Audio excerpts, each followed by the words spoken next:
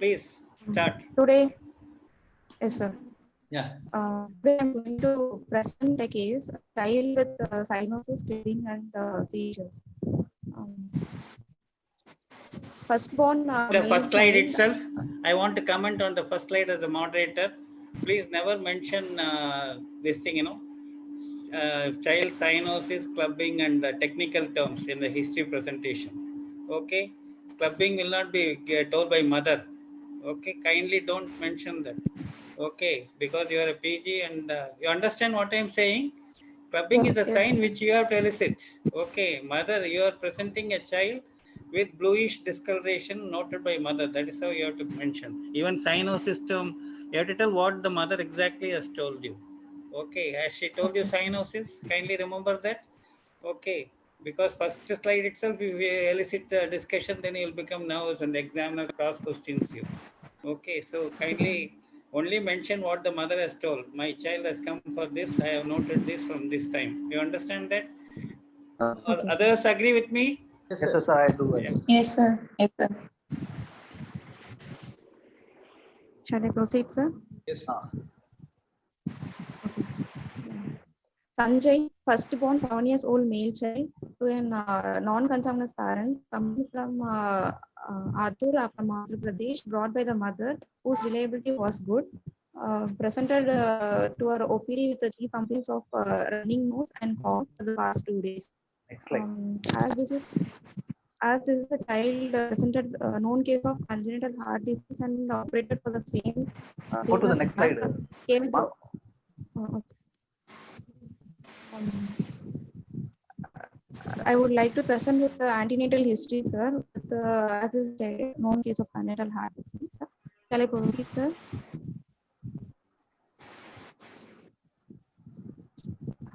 Shall I proceed, sir? Visible. Yes, sir.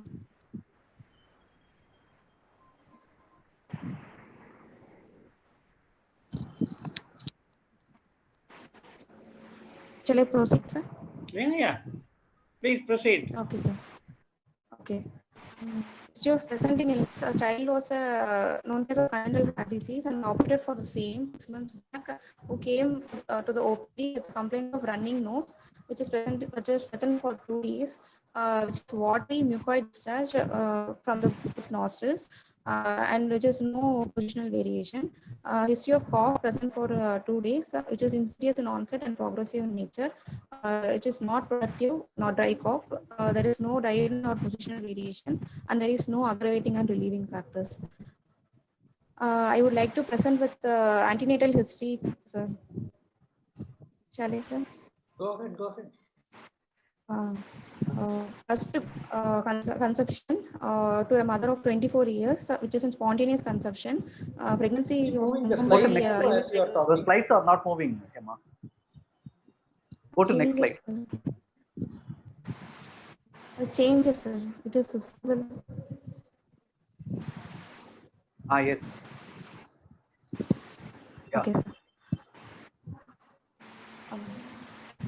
First conceptions, which is a spontaneous 24 years mother, which is confirmed by urine pregnancy test, which is a booked and immunized mother who had regular antenatal visits, and she took regular supplements during the antenatal period, and there was no history of fever with rashes or lymphadenopathy, and there is no diabetes mellitus and systemic hypertension in the mother, no history of drug intake or radiations during pregnancy. No history of blood transfusions during antenatal period. Antenatal scan was done at 5th, 7th, and 9th month, which was said to be normal. Beginning felt at 5th month. No history of gestational diabetes, mellitus, pregnancy-induced hypertension, hypothyroidism or heart disease, any antipyramidal. Emma? Emma? Yes, sir. Just a minute. These antenatal scans were done Yes, at 5, 7, 9 months, right? It was said to be normal. Where were the scans then? Was the mother told about any cardiac problem? When do you do anomaly no, scan sir. usually? Anomaly usually in the second trimester in 18 to 22 weeks, sir. Okay. So mother was done in the second trimester, 5th month and 7th month, 9th month in a private scan center, sir. She was told all the scans were normal, sir. Can you No, move to the she previous was not slide? told that. Can you move to the previous slide? Previous slides. Because Sir. it contains some information. The previous slide. Previous slides. Antenatal history, sir. I You moved, ask sir. the person Emma? to move the previous slide. Hema, please go back to the previous Emma. slide. Yeah. See, you I'll have change this. mentioned, no? Yeah.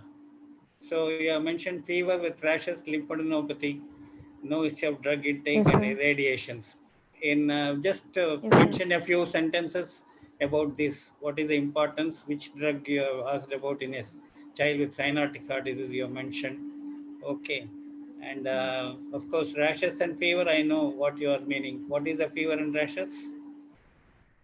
Fever with rashes, rubella, with lymphadenopathy, rubella infections, Todd's infections can be ruled out, sir. Okay. Other drug intake about the any Okay, convulsions like one cyanotic heart Propan, disease, there is one depressant, antidepressant medication given to mother. What is that? One cyanotic heart disease. Okay. And they have linkage with one specific. carbamazepine, No, carbon. I'm telling no, Depressants. antidepressant given. Antidepressants. antidepressants, Starting in L. L and lithium, sir. ending in lithium. It's So what anomaly? Normally lithium, Epstein anomaly, sir. Okay, what is Epstein's anomaly? It is that tricuspid valve defect in the tricuspid valve, sir. Okay. It is Atalization. downwardly Atalization of of the the right left atrium, right of the ventricle. right So yeah, ventricle, okay, right fine. ventricles. Proceed. So you must be able to answer some of these questions because examiners will ask. If you ask, fever with Okay. rashes, what you are thinking of, and what is this thing? Cyanotic heart is what drugs? This thing. Okay, fine. Hema, Proceed. Hema, what are the group of drugs you would like to ask the mother? Mother may not know the name of the medications. So, what are the group of drugs you would like to ask?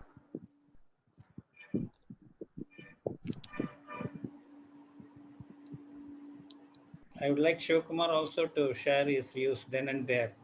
Yeah, okay, sir. Actually, I thought since she was having some sort of hesitation to make her run through the entire history so that she slowly. So then, of course, it becomes a little this thing, you can ask the other question, other persons also listening. So then and there, if it is there, then we will not forget certain things. It's up to you. No. I was actually noting down. Yeah, so yeah, that I know. finally, Usually in the exam, we allow them to talk, but no, here because we have enough time to discuss then and there. So it's up to you, whatever you want to do. Okay, yes. Because then we have to rerun the slides. Already we are having problem with the slides, etc. So it's better we then and there in each slide what are the points we want to discuss. Yes. Okay, proceed. You agree with me? Yeah. Okay.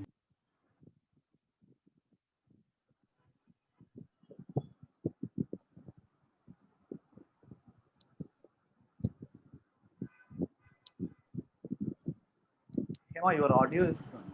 Yeah. Next slide. Hema, unmute your audio.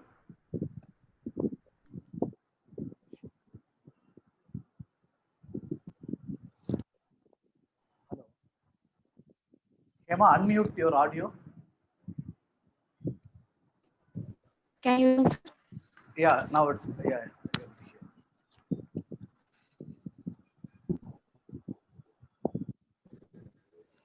King, start talking. Yeah. Yes, sir. Antenatal history.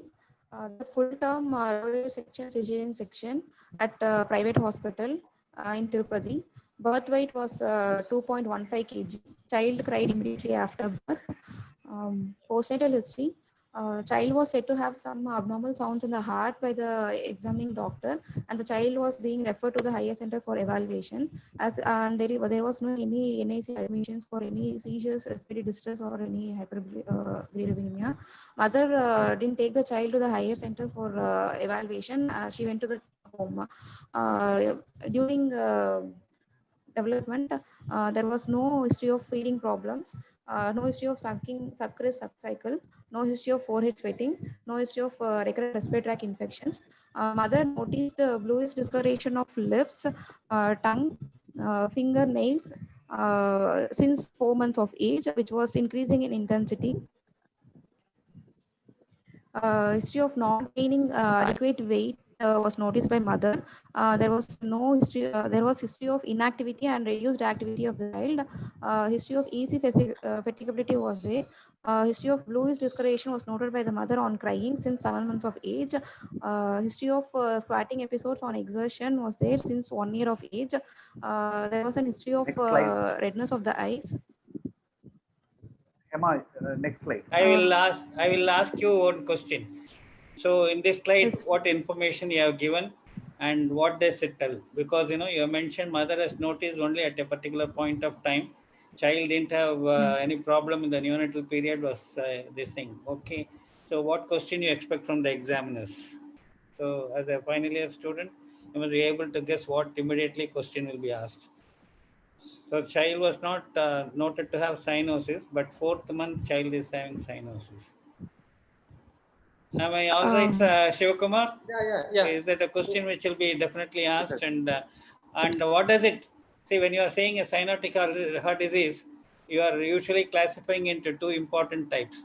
So from your history, you have given enough indication it belongs to one category and not to the other category. Okay, which needs immediate urgent attention. So what is that? So now answer that question.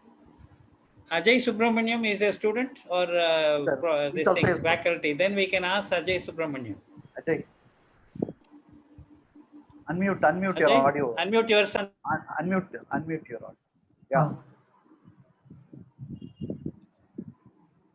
Cyanosis appearing at 4 months of age. What is your comment on that? Sir, it appears it did appear soon after birth, as it can be a duct independent lesion, sir.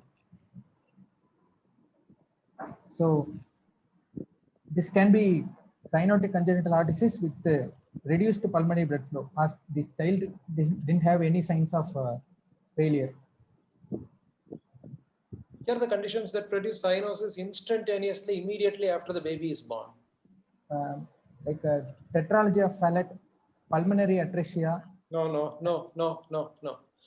Immediately after birth. Immediately after. Transposition of great vessels. Great arteries. Transposition of mandatory flow of cyanotic blood into the aorta, it is transposition. So babies with transposition will have instantaneous cyanosis.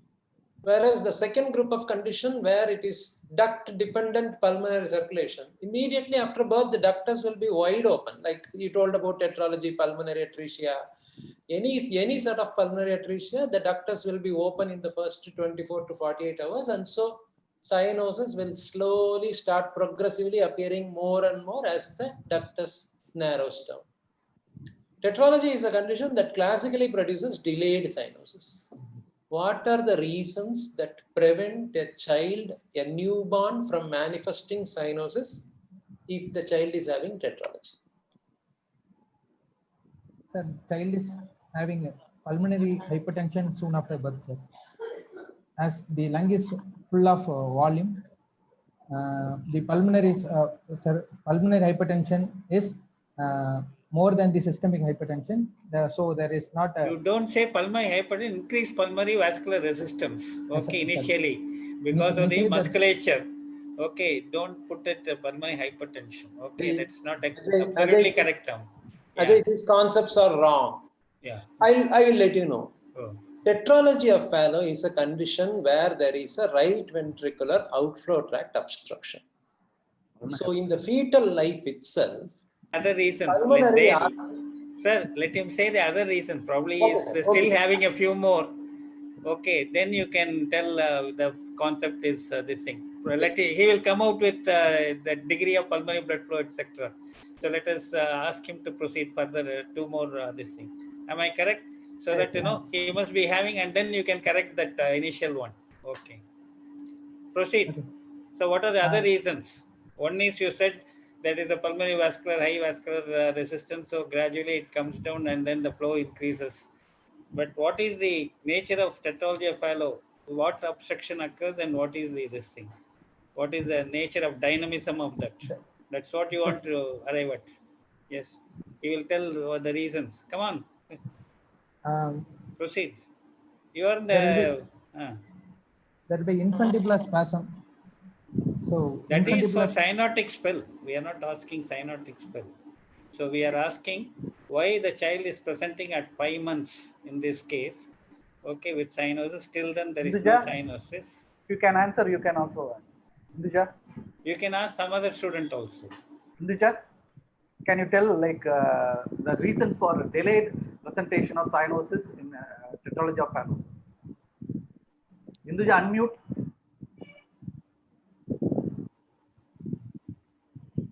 Induja, Yes, sir. yeah, unmute. It depends on Yes. audible, sir. Yeah, audible, audible. It depends on the severity of right ventricular outflow obstruction, sir. Yes. Severe the obstruction, it will present in the early newborn period. Yes. Less severe obstruction, it will present little later, sir. Okay. So first, Then what are the other reasons for delayed yeah, presentation? other reasons. Yeah.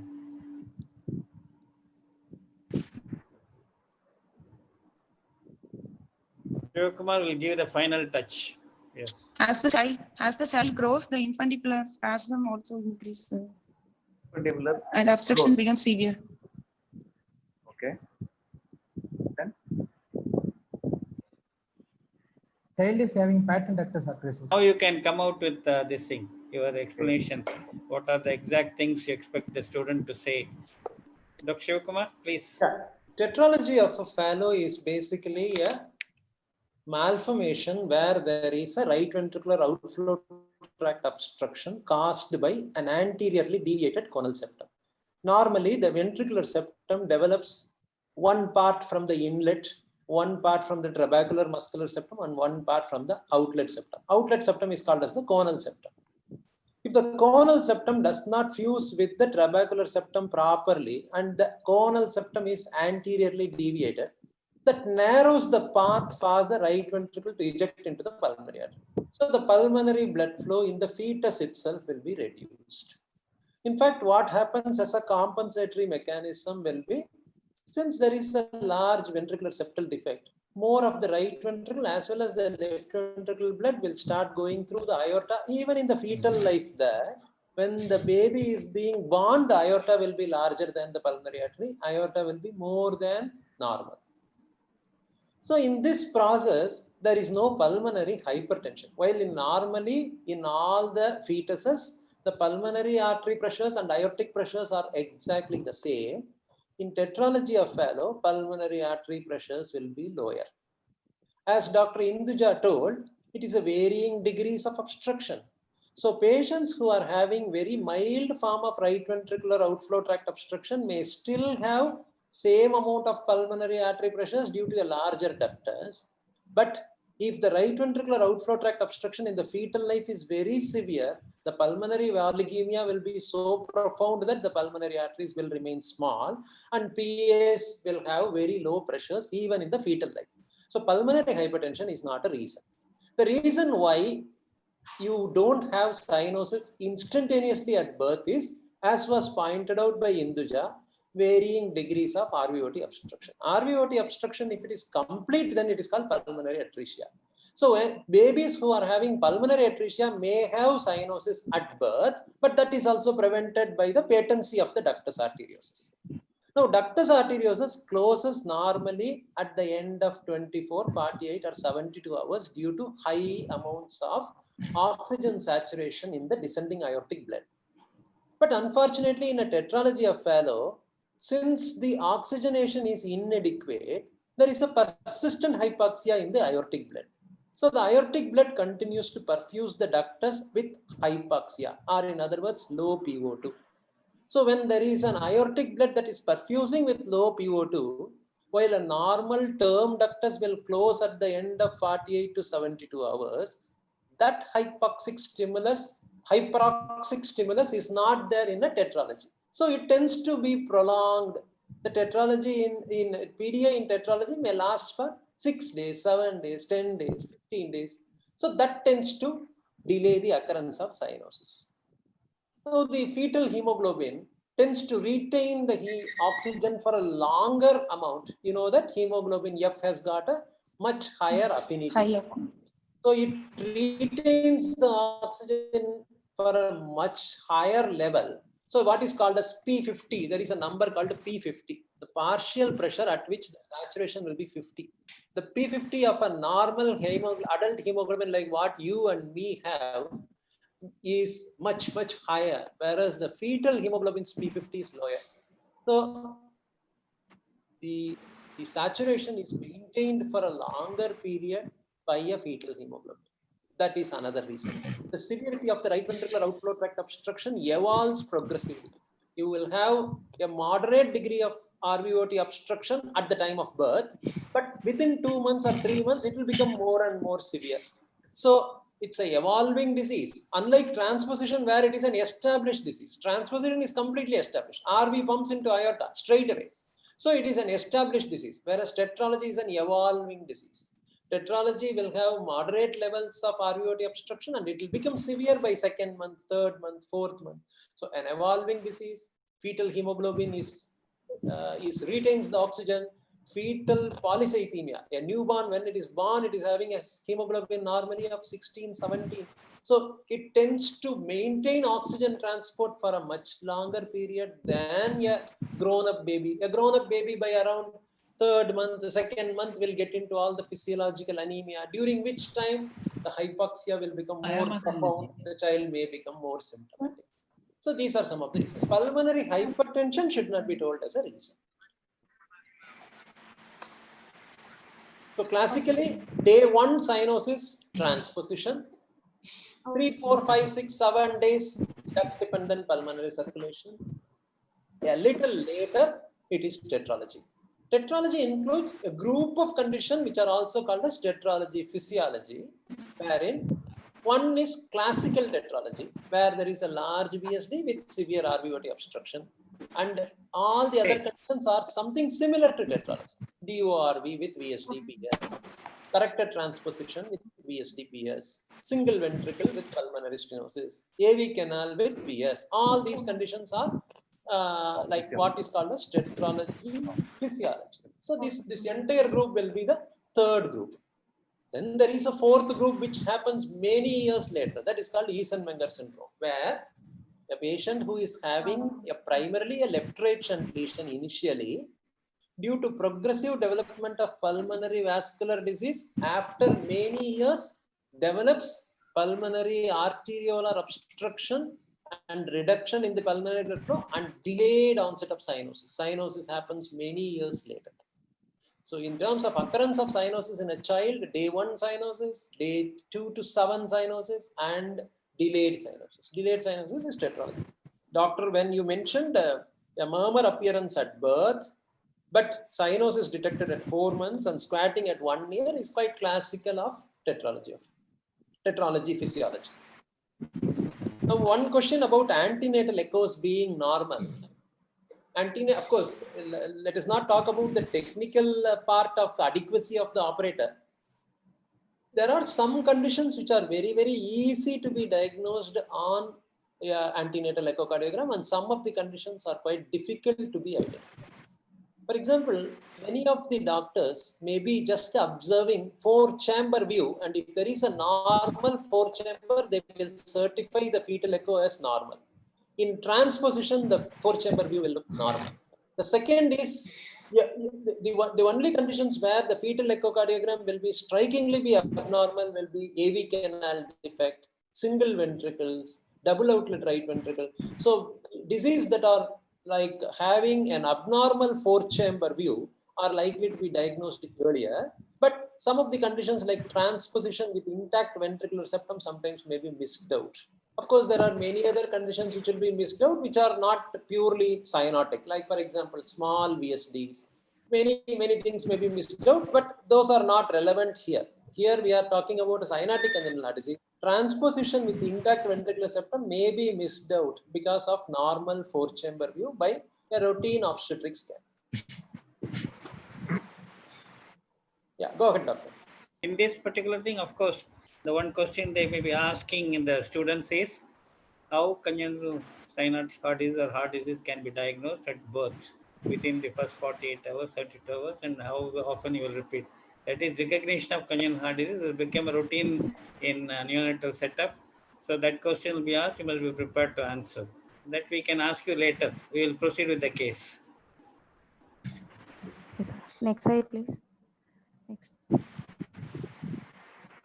So pulse oximetry you must know, and then you must be able to find out how to tell that particular pulse oximetry test. Okay. Okay. Next slide.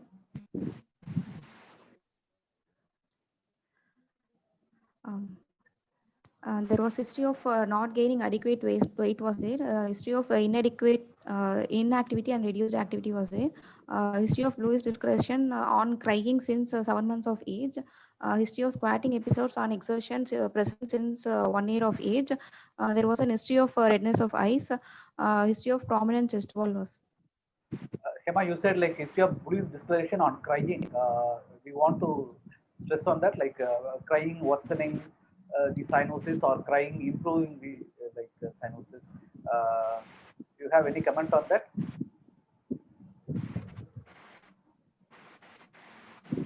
Hello, Hema, Induja. Yes, sir. Yeah, like Buddhist discoloration, cyanosis worsening on crying. Like, what does that tell you? What is the inference? It indicates cyanotic swell, sir. During No, crying, the no. systemic No. vascular You resistance. must be able to tell more about it. If you want to say it is No. cyanotic spell, whether the child was immediately rushed to hospital, how the child was managed, all these things, then only you can specifically tell May it's I a answer, sir? cyanotic spell. May I Supposing Okay. crying improves cyanosis, what is your inference? Crying improves cyanosis, it indicates a respiratory cause. If crying worsens cyanosis, it more in favor of heart disease. Okay, go ahead. Crying is one effort. Any effort produces increase in cyanosis. Any effort that increases the systemic oxygen utilization will result in more cyanosis. So crying is one of the activity of a child. The second activity can be feeding. The third activity can be defecating. The fourth activity can be vigorous movements of hands and legs. Then as the child begins to walking, like every activity causes an increase in the peripheral oxygen consumption. And that makes the cyanosis become more evident. So it's basically something equivalent to cyanosis on effort. Crying is an effort by the baby. Yeah. I hope you will be able to tell why squatting relieves these episodes of cyanosis. Dr. Induja, can you tell us? Squatting increases the systemic vascular resistance, sir, and hence it decreases right to left shunt. So increase the pulmonary blood flow. Okay. How does it increase the systemic vascular resistance? By It's not so mentioned, no? like compression. It's not very complex to think, doctor. Have you seen people, gardeners using a water hose, and they will be pouring water to their plants? And if they want to pour the water to a plant that is far away from them, they will squeeze the pipe. And when they squeeze the pipe, the force increases. And something similar to that happens whenever a child is going into a squatting position. The femoral artery is directly kinked.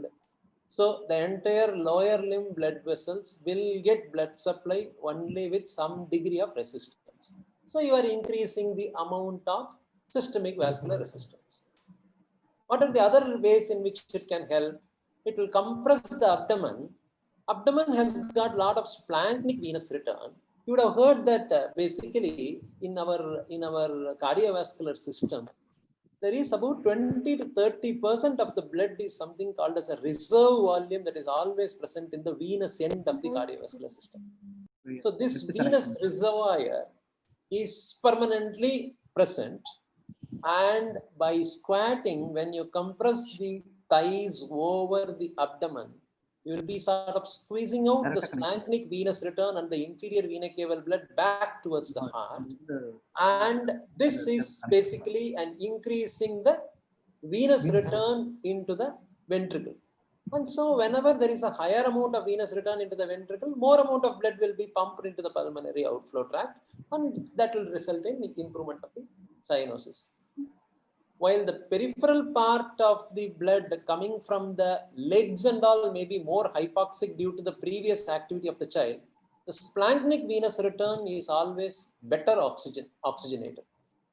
Can you tell me what will be the oxygen saturation of, for example, 2 or 3 veins? I will tell. Coronary sinus is one of the vein that returns the heart's blood supply back into the venous system. Renal vein is one vein that returns the kidneys blood back into the venous system. And peripheral legs, for example, femoral vein drains the legs. Can you roughly tell what will be the oxygen saturation in these 3 veins for us to understand what is the oxygen extraction by various tissues? Renal vein will be 95%. That means renal vein will not take up oxygen at all. Literally, its function is only filtration. So all the blood that is returning back will be fully oxygenated. Similarly, in the non-postprandial state or preprandial state, intestine, liver, they all will absorb very little. So the splanchnic venous return, 20% of blood returns back in the hepatic veins and 20% returns back in the renal veins. This entire 40% is fully oxygenated. On the contrary, leg veins, if you say, the saturation will be about 75%. And coronary sinus, if you take this, that's draining the heart, it will have only 35% saturation. So it depends on how much of oxygen is being utilized by the tissues. So splanchnic veins utilize very less in preprandial state. So when a child is not eating, the splanchnic veins will have high amounts of oxygenation. And when you do a squatting, you are basically increasing the intra-abdominal pressure and squeezing out the blood towards the ventricle. And that results in improved venous return. And that venous return is now coming with a better oxygenation. And that goes into the aorta, and that relieves the cyanosis to some extent. Yes. Next slide. Go ahead. Next slide. There was no history of a previous. One request for the postgraduates who are attending, kindly remember to write down all these answers later after the exercise is over. Okay, otherwise you'll forget. So when the memory is good, whatever Dr. Shivkumar has mentioned, you note down and then also refer the book and try to, in case you have made any mistake, because these are questions will be asked. Some of the questions, of course, for getting more marks, okay, to get distinction, etc. But anyhow, you must know, because we are trying to make you as best as possible. Kindly utilize this so it doesn't end here. So whatever questions has been asked, you must be able to note down and then write down the answers yourself. Okay, and try to remember whatever Shivkumar has mentioned and then kindly note down. Yes. There was no history of abnormal precordial activity or any pulsation felt by the mother. There was no any history of a swelling of legs or abdominal distension. No history of reduced urine output or no history of chest pain. No history of pain or swelling over the joints.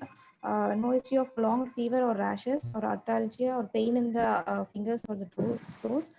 No history of syncope. No history of cough with blood-stained sputum. No history of hoarseness of voice and any visual disturbances. Next slide.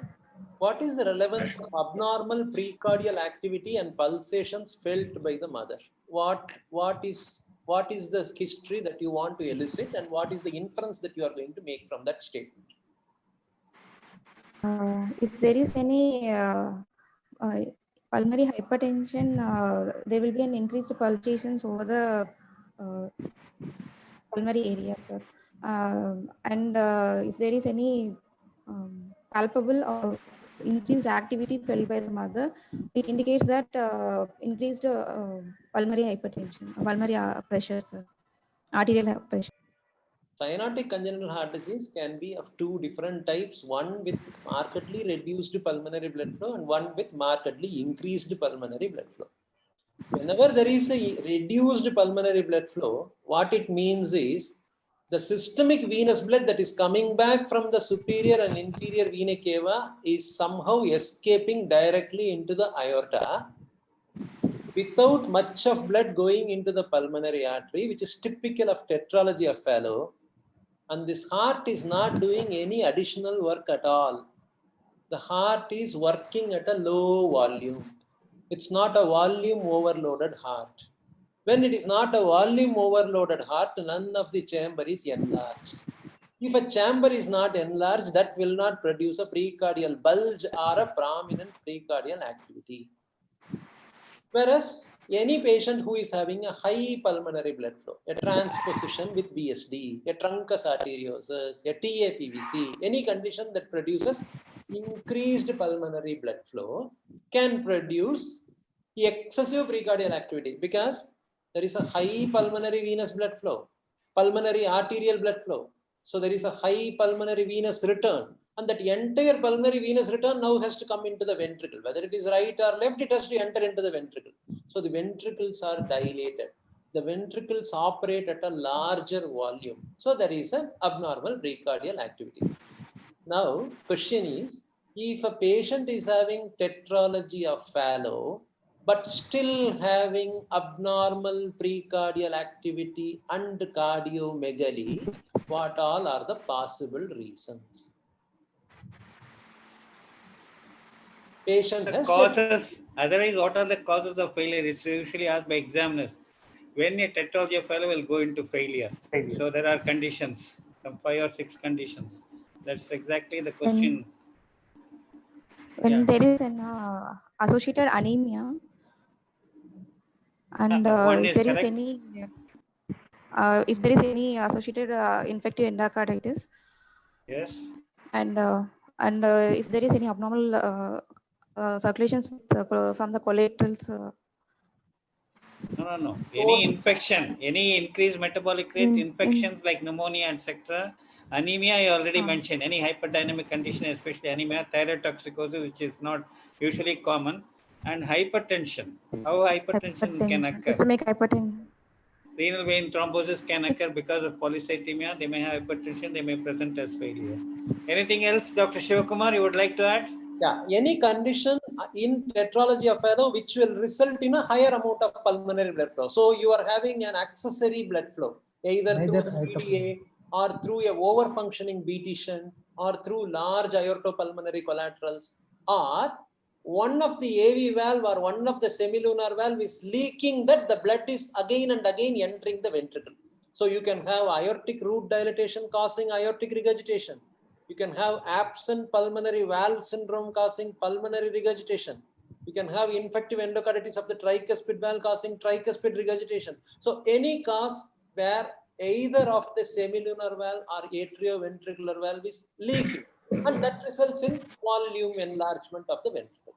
So any cause that increases the volume overload. Aortic regurgitation is common in tetralogy because aorta is dilated in tetralogy right from the fetal life. So whenever a vessel is dilated, associated valve also will get stretched out, and this valve may start leaking. Yeah. Go ahead, doctor.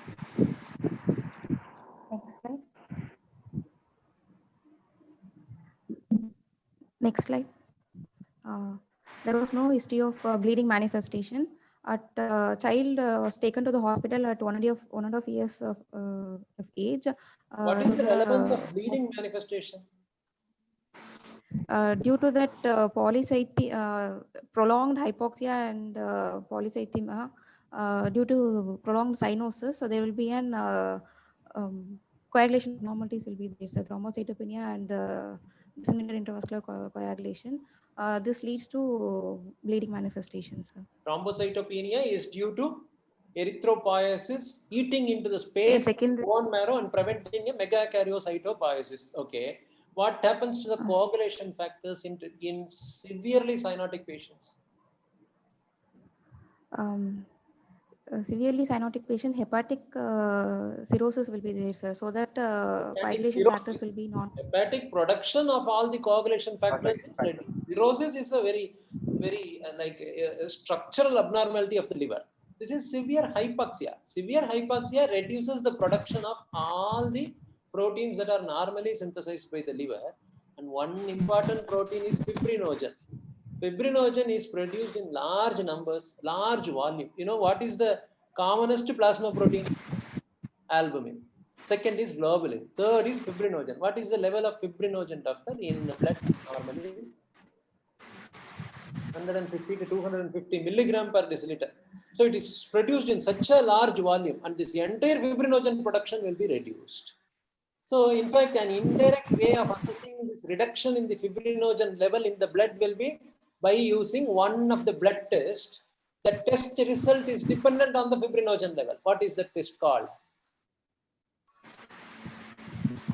A simple test that is done for evaluating an inflammatory disease in the body, like for example, tuberculosis, Kawasaki disease, any of these disease, you will do this blood test, which will be elevated in many millimeters per hour. Yes, What is sir. the blood test called? Yes, sir. Fibrin degradation product. Sir. Fibrin Erythrocyte degradation sedimentation product. rate. What is ESR caused by? ESR is due to stickiness of RBCs one to another, causing a rouleau formation, and the blood settles down, and the settling down causes erythrocyte sedimentation. And this rouleau formation of RBCs sticking to each other is facilitated by fibrinogen. Whenever you have hypofibrinogenemia, which is classical in cyanotic tetralogy, this rouleau formation is reduced. So the ESR will be low. While a normal ESR, what is a normal ESR level? 15 to 30. Sir. How much? 15 in half an hour. 15 in half an hour and 30 in 1 hour. Sir. Doctor, that is all too high. Normal ESR will be something less than 6 to 12, sir. 10, 20. yeah, very low levels. 6 and 12. It will be less than 2 to 8 or 10 millimeters per hour at the maximum. And if you take in a very severely polycythemic cyanotic patient, the ESR will be 1, sometimes 0, sometimes 2. It will be very low numbers. The reason is hypofibrinogenemia. Of course, all the other coagulation factors also will be very low. Yeah, okay. Shall I proceed, sir? Yes, please. Great. The child was taken to the higher center at 1.5 years of age, and she was told about the cardiac problem, and she was advised to do surgery for the problem. But mother was anxious, and she didn't admit the child, and she returned to the home. She took medical attention only at the 6 years of age, when child presented with complaints of fever for 2 days, vomiting and headache for 2 days, which is followed by seizure, one episode of seizure, which was an generalized tonic-clonic seizure, for which the child was taken to the nearby GH. There it was managed.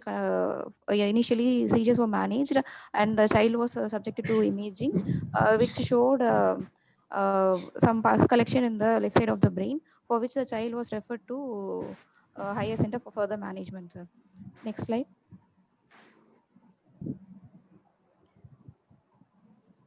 Next slide. Then she got admitted in. She came to Stanley Hospital. She got admitted for the same complaints. After that, she was evaluated for the cardiac problem, and she was managed for the for the pus collection in the brain as conservatively for 4 weeks IV antibiotics. Then child was registered in our DAC and kept in a regular follow-up. Then child was subjected to surgery at private hospital, and child is now operated 6 months back, sir. What is DEIC, doctor? District Early Intervention Center. Okay. Sorry. I thought decimal interest calculation. Okay. So you told that there was a brain abscess in the child at around 6 years of age. Yes, sir. So what caused this brain abscess? Why this child was prone for brain abscess? As the child had severe cyanosis and severe, there will be a reduced pulmonary blood flow, and it is a normal filter of the organisms by the pulmonary circulation was not there, as there is reduced pulmonary blood flow in this child, so that the organisms can travel to that travel and cause infection in the brain. And previously the child, as a child is more prone for thrombotic manifestation. Previously that any thrombosis and infarction in the brain, further hypoxia and infection can easily can be transmitted, and it causes abscess. Then why liver abscess is not common? Why other organ abscesses are not common? Why only brain abscess is common? The right to left filter caused by the lung is not there, and so it allowed the bacteria to go into the systemic circulation. Agreed. But why there are some other better organs in the body where it can form nice abscesses? What is the peculiarity of the cerebral circulation that it decided to go into the cerebral circulation?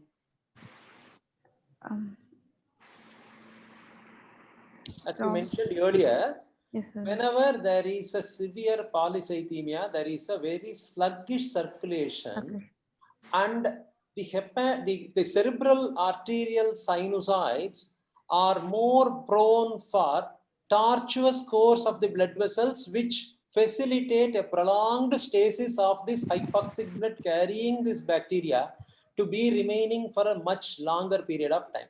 What is the nature of this organism, doctor? What are the normal, when you talk about, for example, diarrhea, what is the cause? Then you will say that it is caused by Shigella. Like that, what is the commonest causative organism in a brain abscess in cyanotic heart disease? Suppose if you do a culture. Sir, most common organism is Yes. most common organism is in gram-positive streptococcal infection, sir. Some more classification, some more little bit, one more point you add. Gram-positive is correct, streptococcal is correct. Anaerobic. Anaerobic. Yeah, so basically, whenever there is a hypoxic blood that is going in a very sluggish manner due to polycythemia, altered rheology of the blood, and the blood tends to stay for longer period in dilated cerebral sinusoids. The reason why the cerebral circulation is markedly dilated is because brain has got the best auto-regulation. If suppose brain is not receiving a sufficient amount of oxygen, it somehow tries to extract the oxygen by the maximum possible manner, and so it tends to dilate the cerebral blood vessels a lot and allows the blood to stay in its circulation for a much longer period of time. While it gains the advantage of extracting maximum amount of oxygen, it also suffers because the circulating bacteria seeds there. And this anaerobic bacteria, anaerobic streptococcus, which is also called as peptostreptococcus, often comes from the dental area. The children dentition, abnormal dentition causes these anaerobic streptococcus to be escaping into the systemic circulation, and they are filtered by this cerebral sluggish circulation. And that is one of the reasons why in the first 1 year, when you don't have too much of tooth, your brain abscess does not occur in an infant. And it often happens only when the child is 6 years or 7 years, when the child has completed all the primary dentition and the earlier secondary dentition is going to crop up one by one. So this is the period when all the dentition will be abnormal, fully colonized with all the bad type of bacteria. And that is one of the reasons why brain abscess is not common in infancy when there is no tooth at all. And brain abscess is common at the age of anywhere between 5 years to 15 years, where there are too many tooth. Like normally an adult like us, we will have only 32. A very small child of around 4 years or 5 years will have only 20. Whereas the 6 years to 12 years will have multiple tooth, some of them cropping up, some of them going off. So you will have more and more number of tooth that is coming. Some people called as the ugly duckling stage and all, where there are too many tooths here and there, and more chances of abnormal colonization of these anaerobic bacteria, which then colonizes the goes and affects the brain. Okay. Slide. Moving on to developmental history. As No per doubt. mother, You told about the history that the child was operated at around 6 years or something. After this operation, has the child completely be out of the cyanosis according to the mother, or still the child is only palliated? You have to add a little bit more onto the surgery. It is not just one surgery, and then if whether it was a corrective surgery, whether it was a palliative surgery, which means the child continuing to have cyanosis, but it is better than what it was before. Or if it is a corrective surgery where the child is completely without cyanosis now. So that also you have to tell. Then only the treatment history will be complete. okay, sir. Mother told that now after surgery, child is now out of that cyanosis. So color of the mouth, tongue, lips have been changed, sir. Now it has become pink. Completely relieved of cyanosis. Cyanosis, sir. So what is the difference that I wanted here? There are, in cyanotic congenital heart disease, there are two types of surgeries. One is called as corrective surgery and one is called as palliative surgery. Palliative surgery means improve from what the child is originally having, and corrective surgery is completely correcting back to a heart like what you will have or what I will have. So now the question is, what are the palliative heart surgeries done in a cyanotic child? Shunt procedures are there, sir. Palliative shunt procedures like BT shunts, which connects the subclavian artery to the pulmonary artery. And previously, classic BT shunt was connecting the subclavian Others artery. can also answer. There are other students, they can just, if you yes, tell sir. one, let the other person can tell. Other Classic- shunts, Other shunts are water shunt connecting descending aorta to Ascending the pulmonary aorta. artery. So water shunt connects ascending aorta to the pulmonary artery, and Fourth shunt will connect descending aorta with right pulmonary descending artery. aorta to the pulmonary artery. And So palliative surgeries in cyanotic congenital heart disease can be classified into surgeries that are done for high pulmonary blood flow and surgeries that are done for low pulmonary blood flow. Those which are done for high pulmonary blood flow is pulmonary artery banding, wherein you reduce the amount of pulmonary blood flow. Surgeries that are done in low pulmonary blood flows are, as doctor told, classical BT shunt, modified BT shunt, and as the two other doctors told, water shunt, part shunt. Water shunt is between ascending aorta to a right pulmonary artery, and part is between descending aorta and left pulmonary artery. Both these shunts are completely obsolete. Now, in the last about 30 years, nobody would have done the water shunt and the part shunt now.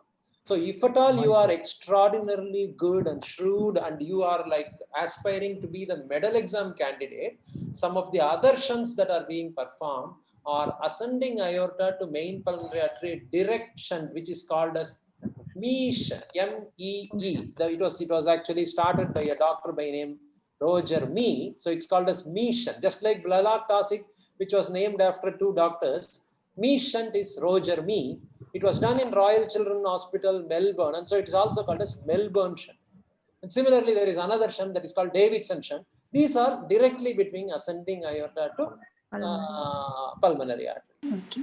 So of course, this will be the second group of palliative surgeries. But total corrective surgeries will result in complete normalization of the cyanosis. There's also another type of palliation that is done in tetralogy of Fallot, used to be done in the past, but not nowadays, is what is called Brock's procedure. Brock's procedure is, the basic problem is a ventricular septal defect and severe right ventricular outflow tract obstruction.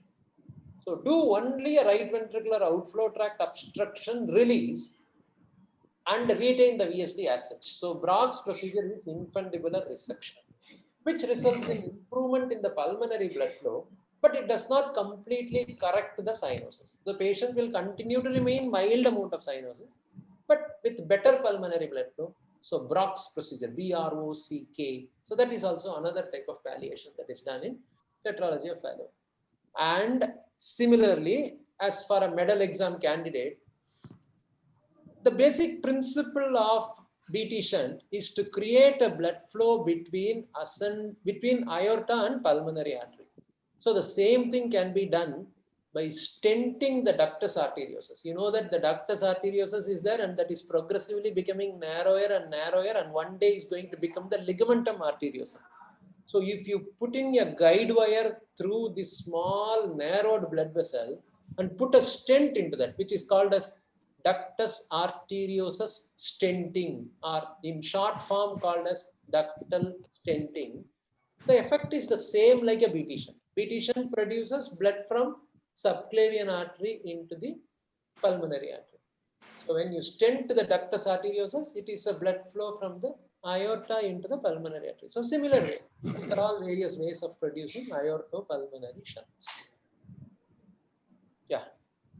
Go ahead, doctor. Developmental history. Developmental history. As per the mother's history, child attained milestones appropriate for the age. Immunization history, child was immunized up to the age, and there was no special vaccinations were given. Diet history, by 24-hour recall method, expected calories were. Emma, in immunization, Emma, Yes, sir. in immunization history, you would like to mention anything specific? You mentioned like no special vaccines were given. Yes, sir. Like in a complex cyanotic heart disease, you would like to mention anything about vaccines? Heterotaxia syndromes like asplenia and polysplenia syndromes are there, sir. For that, capsulated organisms will be more prone for those children are more prone for a capsulated organism infection. So for against that, vaccinations can be provided, sir, like pneumococcal vaccination. Doctor, now that you have told that this is a patient who was having a reduced pulmonary blood flow with squatting, so most likely a tetralogy of Fallot. Yes, sir. We will be curious to know the developmental history, and you told all the developmental milestones were normal. Let us assume if the developmental milestones were significantly poor, that too in selective areas like learning disability, speech disability, nasal twang of speech, not having a proper speech, what is the condition that we will be thinking of? It must be due to prolonged hypoxia and cyanosis and hypoxia, sir. Due to the prolonged hypoxia, brain damage will occur. This is one which leads to mental retardation and learning disability, learning problems, sir. And due to that brain damage, there will be an coordination between the velum and the pharyngeal muscles, so that the velopharyngeal insufficiency will occur. This leads to that hypernasal speech will be there, sir. Actually, a cerebral hypoxia will not be so selective in causing a velopharyngeal insufficiency. Velopharyngeal insufficiency is characteristic of 22q11 deletion mutation. The reason why it is so important is, in tetralogy of Fallot, roughly 20% of patients will have 22q11 deletion, which means 1/5 of every patient with tetralogy of Fallot is having 22q11 deletion, or in other words, DiGeorge syndrome.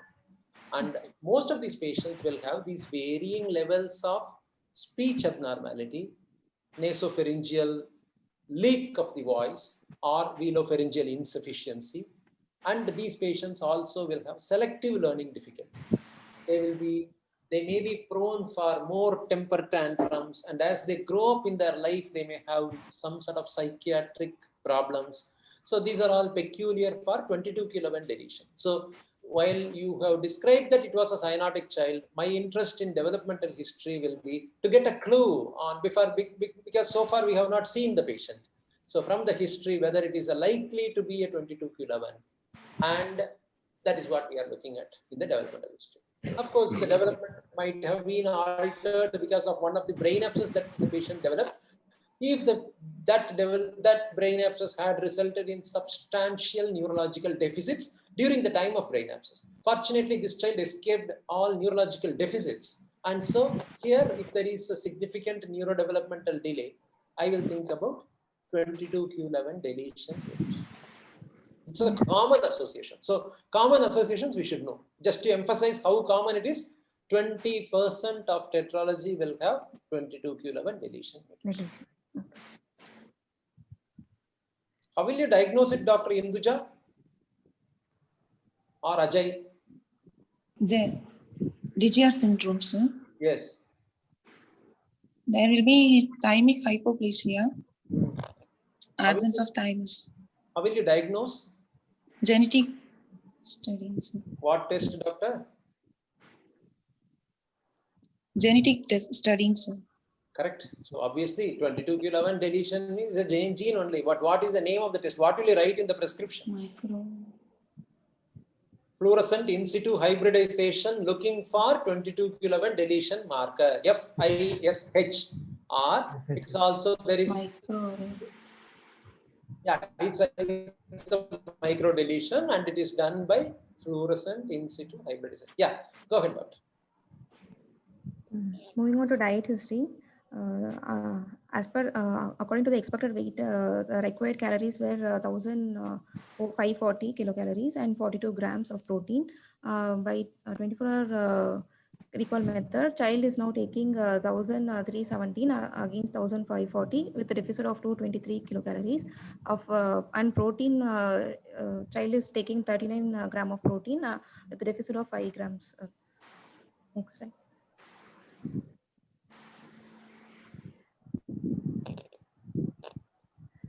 Family history. A child born to an non-consanguineous parents, first born child. He had there was no any stillborns or any abortions previously. He had 2 siblings. There was no heart disease or any other illness in the family members. No significant family history. In this family history, suppose the patient you have marked with an arrow, the second fellow is also having a heart disease and the father is also having a heart disease, what will you suspect?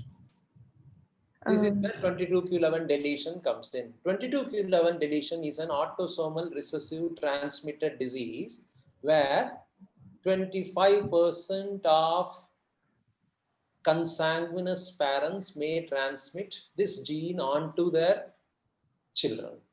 So this is where family history becomes significant in special relation to 22q11 deletion. Yes. Next, moving on to allergy history. There was no history of allergy to the foods or drugs taken by the child. Contact history. There was no history of contact with open case of tuberculosis or COVID-19. Next. Socioeconomic history. Child is living in a Paka house. There was a overcrowding press. Taking boiled water for drinking. There was toilet facilities and sewage disposals were there. As per a modified Kuppusamy index, child belongs to the lower middle class family. Treatment history. Now child is on medication after the cardiac surgery. Sir. What medications? Child is taking on drugs, or mother is not able to name it. Sir. That is where your intelligence is needed.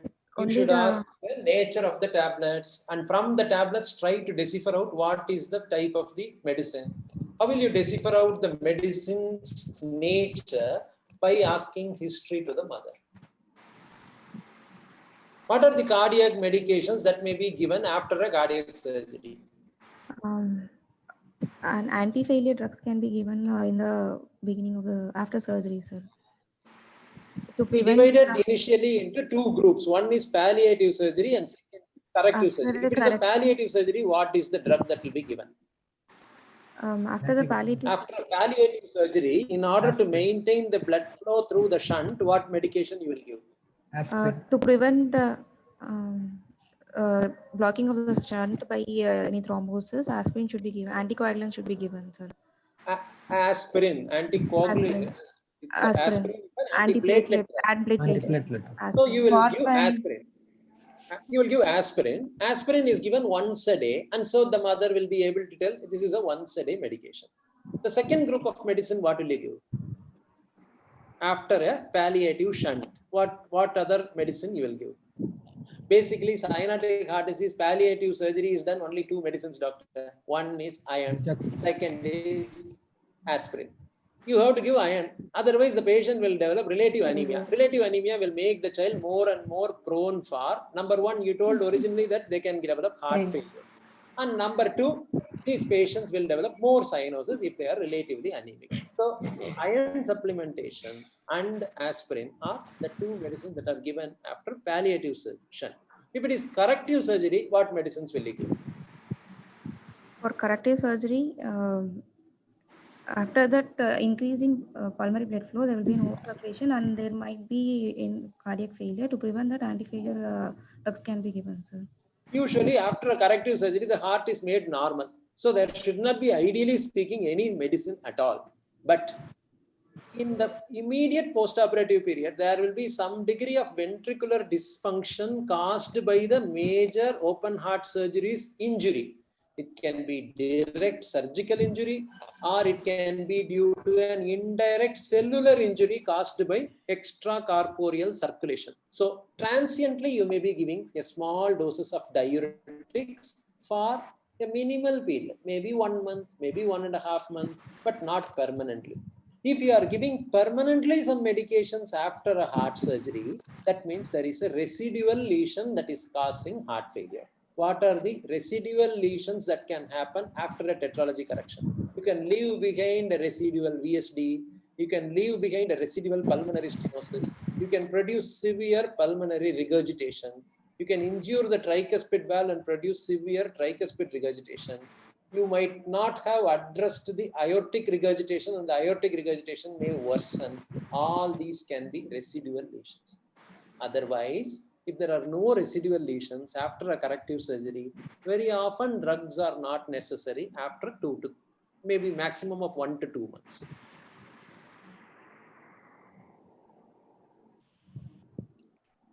Proceed.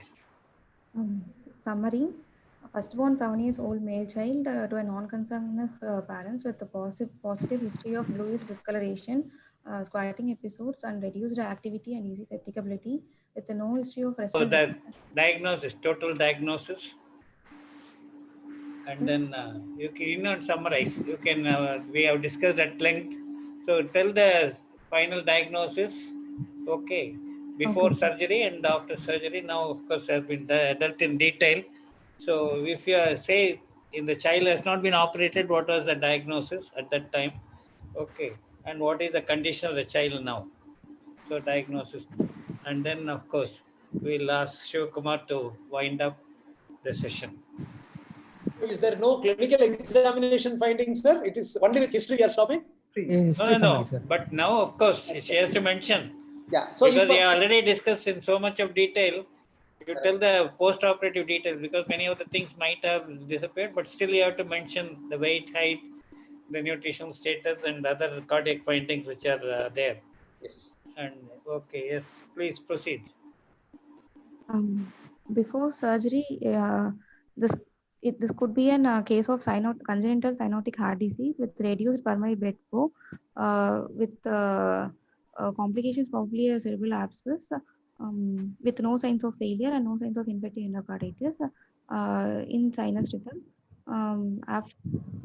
After surgery, the child is now in post-cardiac surgery status.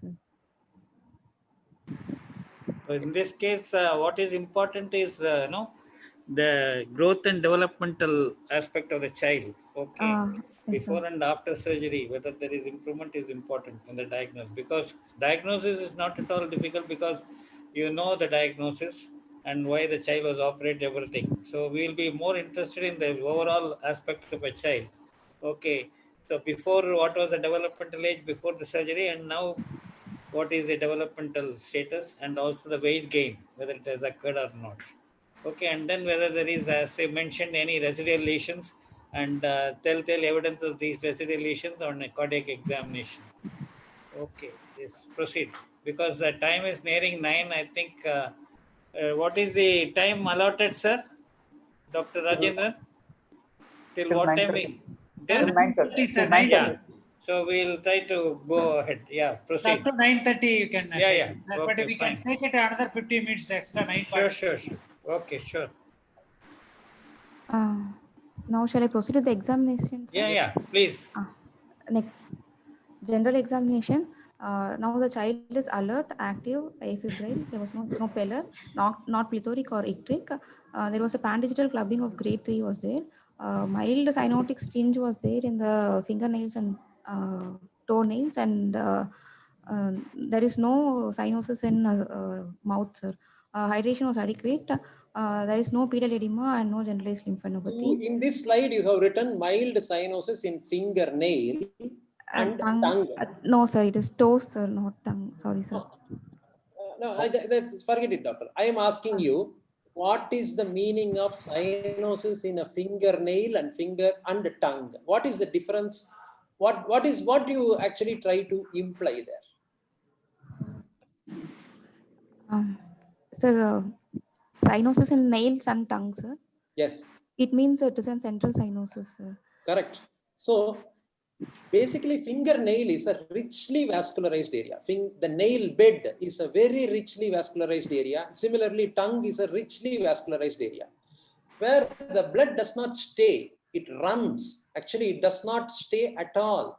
So this results in continuous replenishment of the blood in the capillary blood, both at fingernail bed as well as in the tongue every second. So there is no stasis of blood.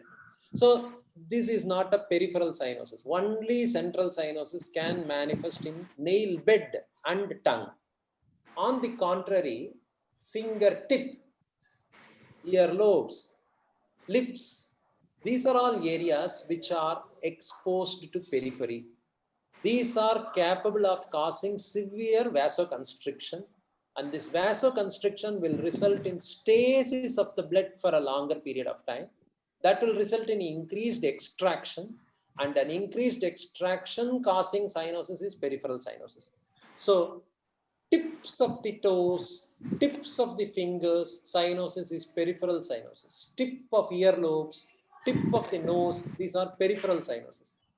Tongue, gums, nail bed, these are central cyanosis. The amount of vascularity, if you, for some accident, if some nail comes off from your finger, the amount of bleeding will be profuse there.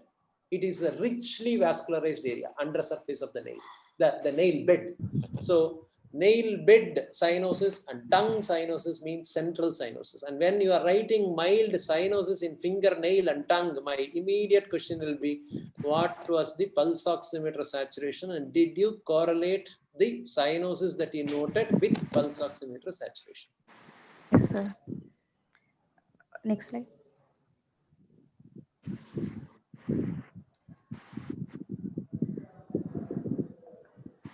Saturation was 92 and 93 in 92 in right upper limb, 93 in left upper limb, 93 in right lower limb, and left lower limb, sir. There is central cyanosis, right? Okay. One more point I would like to add is like tongue, cyanosis may not be apparent in dark-skinned people, but whereas tongue is not affected by whereas it does whether it is racial or ethnic, tongue is one thing which can be useful in monitoring cyanosis tip of the tongue. And as Sar said, it has got very good vascularity, and tip of the tongue is an important place to look for cyanosis. Go. Ajay Subramaniam, it is commonly told that cyanosis should be looked in broad day sunlight rather than under a fluorescent light. Why is it so?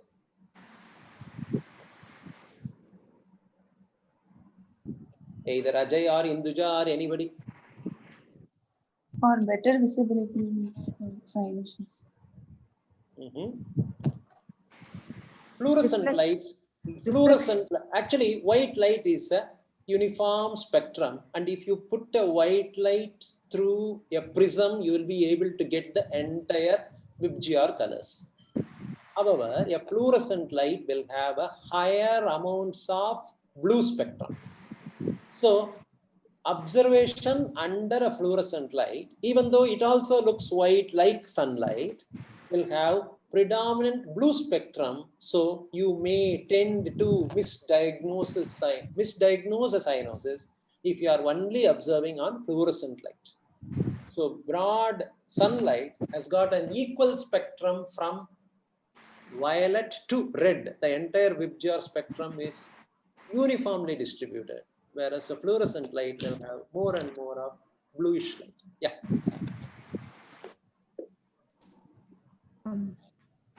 Then pulse rate, which was 100 per minute, regular in rhythm, normal volume, no specific character, felt in all peripheral pulses equally. There was no radiofemoral delay and no radio-radial delay. Respiratory rate was 20 per minute. Blood pressure 90 per Suppose 60. there was a radio-radial delay, what does that indicate? It indicates post-stenotic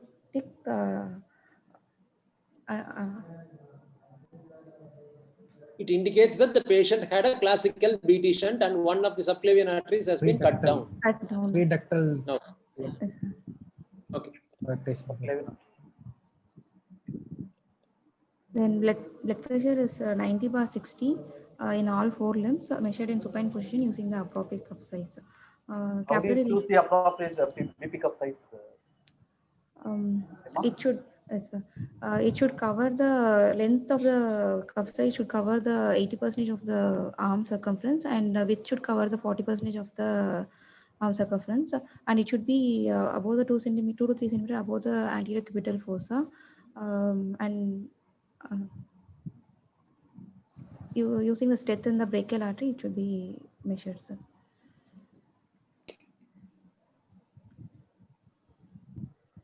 Okay, go ahead. Go ahead. Yes, next slide. Anthropometry. Child's height is 110 centimeter against 119 centimeter, which falls under 3rd to 10th centile. Weight is 14 kg against 22 kgs, which is less than 3rd centile. BMI is 11.5 against 15.2, which comes under 3rd centile, sir. Impression was a child is an undernourished, sir. Next slide.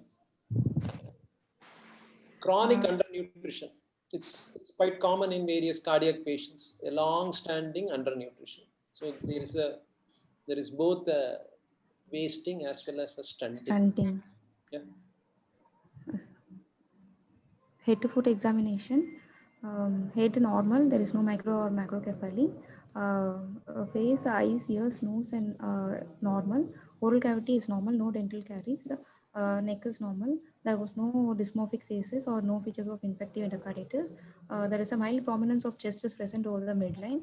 There was a midline sternotomy linear scar is present, and 2 round scars were present in the epigastrium. All the 4 limbs were normal, and there is no bony or joint deformities. Next. Moving on to systemic examination, cardiovascular system. On inspection, trachea appears to be in midline. Chest wall is symmetrical, moves equally with the respiration. There was a mild prominence of the chest is present over the midline. No precordial bulge was seen. No visible pulsations or engorged veins. There was no deformities like kyphoscoliosis. Midline sternotomy scar is plus, which is healthy and no discharge or any ulceration. Apical impulse visible at the left 5th intercostal space in the midclavicular line. Emma, like from these scars, like midline sternotomy or the scars, like can you infer like what surgeries could have been done? What are the common scars that are seen commonly, like, and what are the procedures that would have been done probably? If there is a central sternotomy scars are seen, it could be an corrective surgery, sir. If any lateral thoracotomy scars are seen, it can be due to palliative surgeries like shunt procedures can be done, sir, would have been done. Supposing if you find a small infraclavicular incision or if it is seen, what will you think of? Sir, small infraclavicular incision. A very small horizontal incision below the lateral end of the clavicle. Catheterization. Pacemaker implantation. Okay. Okay. Next slide. Next. Palpation. Inspective findings are confirmed with the palpation. Apical impulse is felt in the left 5th intercostal space in the midclavicular line. There is no specific character. There was no precordial pulsations felt. and no parasternal heave and no palpable heart sounds, and there was no palpable thrills. Scar was healed and there was no induration. Percussion, heart borders were percussed, sir. Next slide. Next slide.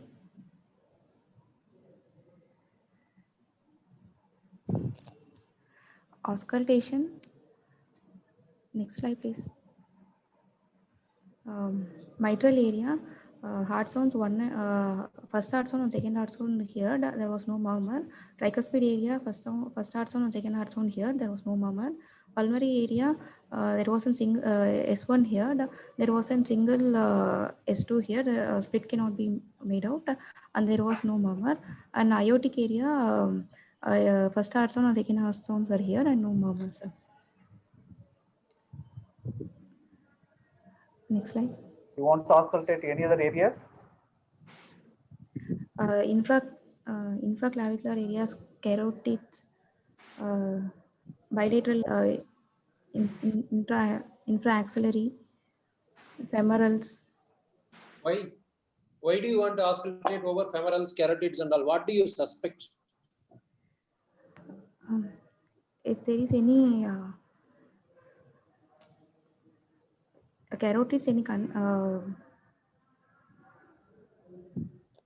Usually in a cyanotic congenital heart disease, the other areas that are auscultated are intrascapular area, infraclavicular area, or axillary area. Aortopulmonary collaterals would have been left behind by the surgeon. Or sometimes if there is a PDA that has been left behind during the total correction, then there can be a continuous murmur in the left upper sternal border. Carotid examination and femoral artery examination will all gain significance only if you are having very severe aortic regurgitation that comes after tetralogy of Fallot repair due to a dilated aortic root. Otherwise, commonly there are no major abnormalities that are seen in carotids and femorals in routine cyanotic congenital heart disease examinations. Now, doctor, you have completed the auscultation and there were no striking abnormal findings at all. So now, for the sake of questioning, what are the auscultatory abnormalities that you will get after correction of a tetralogy of Fallot? So for that, you need to tell what are the lesions that are present and what are being corrected. And that will result in what new abnormal findings? The problems will be ventricular septal defect and pulmonary stenosis will be there, sir. Okay. Corrective procedure, closure of the ventricular septal defect and the right ventricular outflow obstruction should be relieved, sir. What is the clinical abnormality produced by ventricular septal defect in a tetralogy before the surgery? Ventricular septal defect is large and non-restrictive, sir. So it won't produce any murmur. Okay. Murmur in top is due to pulmonary stenosis, sir, depending upon obstruction. Okay. So relief of the pulmonary stenosis has to result in disappearance of the pulmonary stenosis murmur. So the long ejection systolic murmur has to disappear. Correct? That is number one. Number two, what happens to the pulmonary valve during the surgery? Pulmonary regurgitation. Hello? Pulmonary regurgitation may occur, sir. Pulmonary valve may very often be cut through what is called a transannular patch, and this results in pulmonary regurgitation. So pulmonary second component of the second heart sound may become very, very soft because of ineffective coaptation of the pulmonary valve leaflets. So P2 may become more soft. Number three, there can be a short early diastolic murmur due to the pulmonary regurgitation. And if you have any residual ventricular septal defect, you will have a full-blown pansystolic murmur because now the RV pressure has come down to normal. So you will have a full pansystolic murmur if there is either a VSD or a tricuspid regurgitation. You will have a short early diastolic murmur if you are having pulmonary regurgitation. A soft second pulmonary component of second heart sound due to pulmonary valve ineffective closure. And majority of the patients during the surgery will have on ECG a right bundle branch block because of injury to the right bundle. And this results in delay in the second art sound. So the second art sound split will be delayed. P2 component will become very soft and will be followed by a short diastolic moment. So these all will be the corrective surgery auscultatory abnormalities. But in your case, since all the auscultatory findings are perfectly normal, I will assume that the right ventricular outflow tract has completely been open. The pulmonary valve has been protected maximum. There is no pulmonary regurgitation. And it is in fact a perfect cardiac surgery. The only thing that I am not able to understand is why the saturation was 92% and 93% in all the parts of the body. Uniformly low oxygen saturation. Why? Yeah, go ahead. Now, let me listen to the remaining areas: genitals, phimosis, liver span. Anything else abnormal? Other system examination, respiratory system is bilateral air entry is equal, bilateral air entry press. No added sounds were heard. Work of breathing was normal. Sir. Abdomen soft and the liver span was 7 centimeter. There was no organs palpable. Genitals, phimosis was there. Sir. Other system, then next slide. Next slide, please. Central nervous system. A child was conscious oriented, memory was intact, speech was normal, there was no cranial nerve palsies, motor system was normal, and sensory system is intact. There was no cerebellar signs or meningeal signs. Next.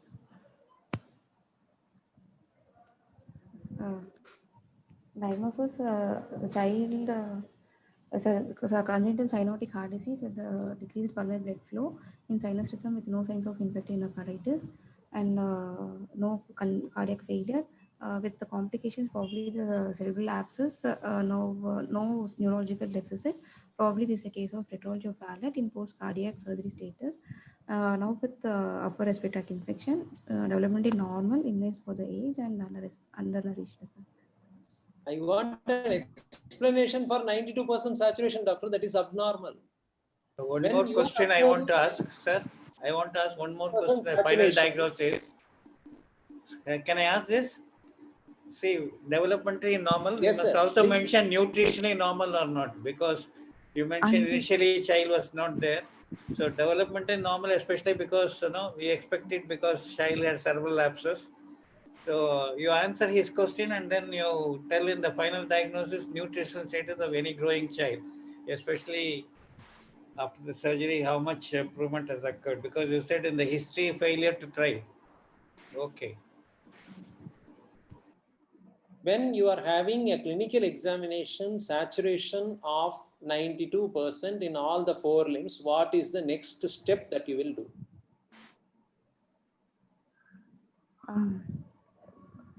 Have to do with the ECG and echo has to be repeated, sir. Doctor, no. I see. The answer that I want is, I am having completely normal cardiovascular system examination, and so this 92% is unacceptable. So I doubt my pulse oximeter and I will change another pulse oximeter and I will examine. Suppose the second pulse oximeter also shows 92 to 93% saturation. The next step will be hypoxia test. Is it pulmonary or cardiac? If it is cardiac, that fellow who has done the corrective surgery has done a complete job. He has completely corrected it so that there is no residual RVOT murmur. There is no ejection systolic murmur in the pulmonary area. There is no pulmonary regurgitation. The heart is rather quiet. So we have to get an explanation for 92%. So the next thing will be hyperoxia test. So you have to give a little bit of supplemental oxygen and find out what is the level of supplemental oxygen that corrects the hypoxia. 92% saturation is not a loose terminology. If you are having a newborn who is being interrogated with a pulse oximeter screening, and if you are having 92% saturation, that is the first opportunity for you to catch a cyanotic congenital heart disease. You cannot leave a 92% unaddressed just by saying that it is one finding and no explanation. It needs an explanation. as abnormal saturation needs an explanation. So the next step should be hyperoxia test, find out whether it is completely pulmonary reason. So it can be pulmonary reason. For all that you know, the child's running nose and all these little bit of cough can be a COVID pneumonia, and it can be an interstitial pneumonia where you will not be able to identify any auscultatory finding. The only finding may be hypoxia. So we need an explanation for 92% saturation. So Dr. Senthil sir, I don't know, what will be your approach? I normally will not accept a saturation of 92% and casually rubbing it off as one like insignificant finding. That's a very hard finding in cardiology. Saturation is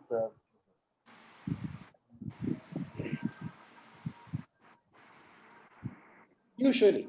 So sometimes it may be due to pulse oximeter error where you can check with other pulse oximeters. Sometimes it can be due to a coexistent little bit of lung infection that is causing some degree of hypoxia. Otherwise, yeah, 92 is low. Srinivasan sir, what will you say?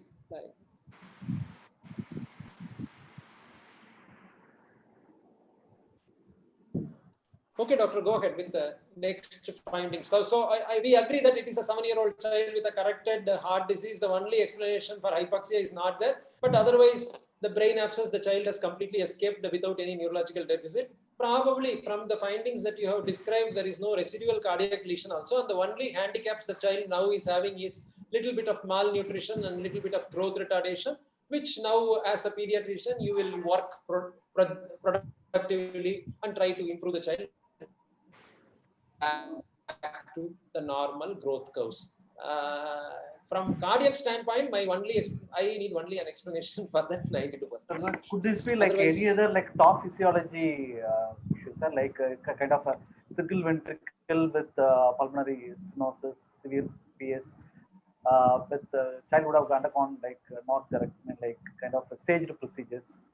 So this gives an opportunity. Now, Dr. Hema, what are the non-tetralogy of Fallot physiology conditions which also could have presented in the same manner, where cyanosis appeared at 4th month, murmur was detected at birth, and then squatting appeared at around 1 year of age, and subsequently the child was diagnosed to have something like a tetralogy.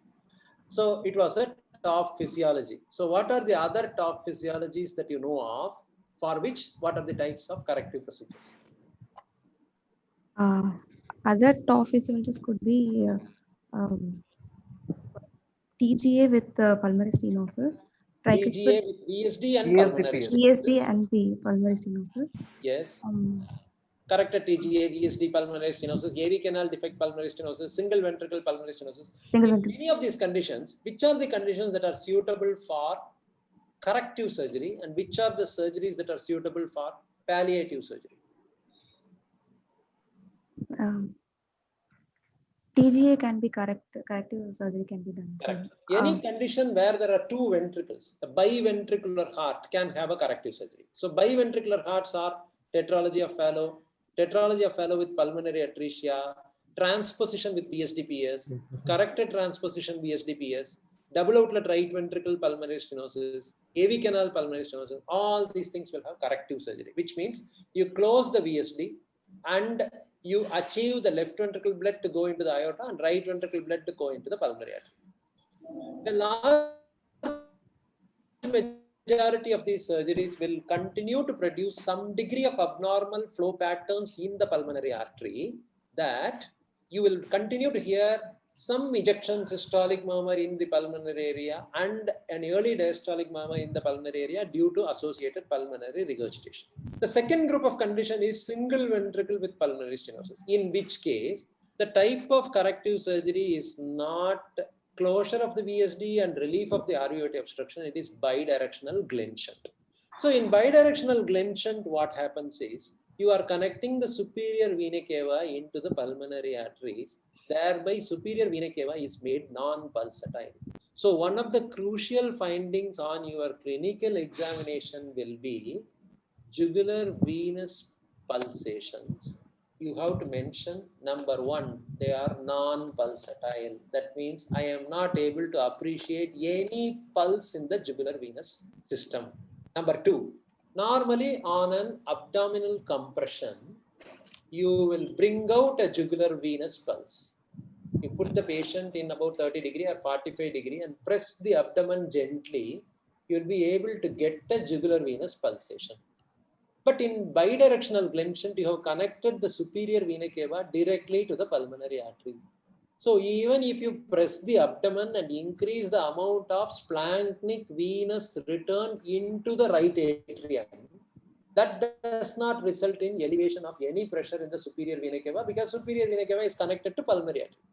So absence of abdominojugular reflex or absence of hepatojugular reflex.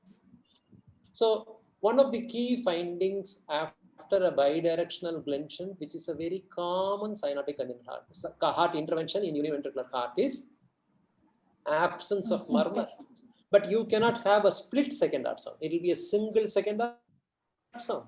And you will be having absence of jugular venous pulsations and absence of abdominojugular reflex. In this particular condition, you can continue to have inferior vena cava blood entering the ventricle and going into the aorta, and that will continue to cause a mild degree of cyanosis. So again, the question will be, the moment you notice that the patient is having no auscultatory abnormality and is having saturation of 92%, the next step that I would ask you to do will be give oxygen for 2 or 3 minutes and recheck the saturation. If suppose rechecking the saturation continues to remain 92, 93 only, then it is cardiac. If the oxygen saturation improves to 98 to 99%, it is respiratory. So the way of differentiation will be on jugular venous pulse examination, abdominojugular reflex, and normalization or non-normalization of oxygen saturation on oxygen supplement. So this will be the second type of palliative procedure that is done on univentricular hearts. Now, the reason why we did not actively consider the non-tetralogy physiology conditions at the beginning was, there is something called as a natural history of each and every heart disease. So what is natural history? The possibilities that a patient will be alive at a particular given point of time. Let's assume it is transposition of great artery. 90% of the patients will be dead by 1 year of age.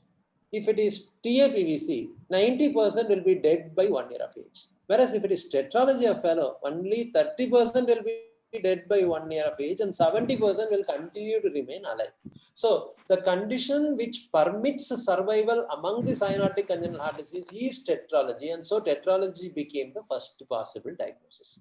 The classical findings of cyanosis worsening and causing hypercyanotic spells and classical findings of statin relieving this hypoxia is very often found in tetralogy rather than in the other tetralogy of physiologists. So these are two conditions, these are two ways in which you differentiate. And a 7-year-old child is more likely to be tetralogy than a non-tetralogy physiology. Now, one of the questions that I was keen on asking you, what is the medication that the patient is receiving following the previous surgery? Any previous palliative surgery, the medicine will be aspirin and iron. If it is a previous corrective surgery, often after 1 or 2 months, there will not be any medicine. So paying attention to the medication that the mother was giving following the previous surgery on a regular basis would have given you a clue about what was the type of surgery. If it had been a bidirectional Glenn, it is common to prescribe them aspirin and a little bit of iron supplementation to prevent a relative anemia. So that would have given us some sort of clues. So the medication history. The another question that I asked, after the surgery, did the mother notice complete disappearance of the cyanosis, and did the doctors tell them that the complete disease has been corrected? Very often, a cardiac treating doctor, if it had been a patient who underwent a bidirectional Glenn shunt or a palliative surgery, would have emphasized that there is another surgery that is needed in future, and so you need to come back. So these are all questions that will be needed. In fact, if I am like not a conventional pediatrician, I would say a lot of question about your Paka house, your Kupusami scale are all sort of little redundant for me. And I would have rather jumped into what is the type of surgery that they have done. Is it corrective or palliative? Of course, your approach of midline sternotomy, most of the corrective surgeries, all of the corrective surgeries are done through midline sternotomy, and the majority of palliative surgeries today are done through midline sternotomy. So if it had been a thoracotomy, then we would have probably thought of palliative surgery. But majority of the palliative surgeries today are done through midline sternotomy. So site of the surgical incision is not going to help. It is only the mother's words. My child is due for a second surgery. That would have picked up the diagnosis. So that is a very simple question that you can ask. The doctor said that is completely corrected, or is there something remaining to be done? That will tell us whether it was some sort of palliative surgery. Now, if I have to give credential to that 92% saturation, and in your clinical examination, you made no mention about jugular venous pulsation or its abnormality. So now, if I presume that all of them are abnormal, like absence of jugular venous pulsation and absence of abdominal jugular reflux, then I would presume that this child had a bidirectional Glenn shunt and is now waiting for the next stage palliation called a Fontan completion. But you cannot say that there was a split second also, because during the bidirectional Glenn shunt, the pulmonary artery will be tied off and there will not be a pulmonary component at all. So in all the places, the second heart sound should be single. There should not be any second component. The pulmonary component of second heart sound should not be present at all. So these are some of the findings on examination. Now go ahead with the chest X-ray and ECG, doctor. So then we will probably come back because time is also running short. Chest X-ray before surgery, sir? No. Like what is normally, do you stop the examination at this level and discuss the treatment, or what is the usual way in which you go ahead with the pediatric cardiac case examination? Investigations management. Investigations and management, sir. Like you discuss chest X-ray and ECG, like a regular case. go for management. Yeah, we will discuss, but not with the patient's X-ray, sir. Like what are the investigations? Like it's like a regular examination case presentations. Okay, because Yeah. the way to differentiate Dr. between Shivkumar? top physiology versus non-top physiology is based on chest X-ray. You have tetralogy of Fallot is a classical boot-shaped heart, whereas a non-tetralogy physiology, let us assume corrected transposition VSDPS, you'll have an L malpose diaphragm, a TGA VSDPS, a narrow pedicle. So each and every type of the top physiology, which is not tetralogy, will have a peculiar appearance on the chest X-ray that will give a clue towards whether it is a non-tetralogy top physiology. So that way, of course, the diagnosis cannot be anything apart from top physiology because of your history of squatting cyanosis. Only now the question is whether we are going to give an importance for that 92% saturation, or it's just a casual word from you and it is a totally corrected heart. We can probably take a decision based on if you show a chest X-ray. And similarly, ECGs. The ECGs may give some clues about whether it is a transposition, whether it is a corrected transposition. So there will be some clues.